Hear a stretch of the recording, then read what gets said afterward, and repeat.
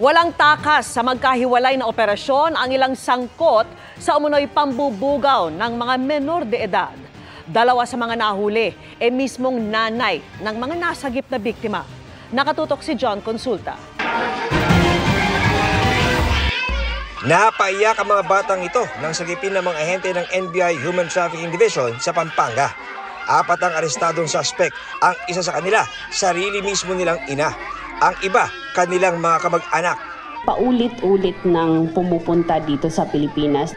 Patuloy niyang i-exploit, dinadala nila sa hotel. And then so kung nandito sila, nandito yung mga foreigners, cash on cash basis. Minsan itong mga foreigners na nakatransact nitong ating mga mothers Filipinas ay binibenta din sa ibang mga parokyano, minsan sa dark web pa. Ang mother in particular, sila po nag-engage din sa online exploitation ng kanilang sarili. Just to keep yung pera na makatanggap sila, ay inaalok nila yung kanilang mga minor de edad na mga anak na babae. At kung minsan, pati yung mga anak nilang mga lalaki ay inaalok nila sa foreigner at mas mataas ang bayad. Sa Tarlac naman, bakit po wala lang po yung ano ko sa mga kanta lang po ba? Kanta lang po ba? Kung pipiliin na brother.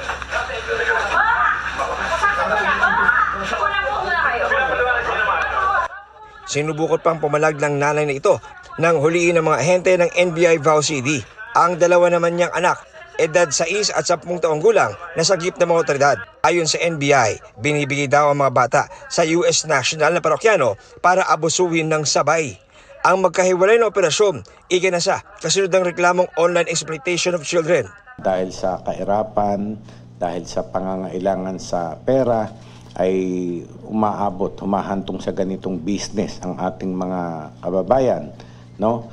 But then, this is not a justification na para sirain natin ang buhay ng ating mga anak. Naharap sa reklamang paglabag sa anti-online sexual abuse of children at child abuse ang mga suspect na tumangging magbigay ng pahayag. Para sa GMA Integrated News, John Consulta, nakatutok 24 oras.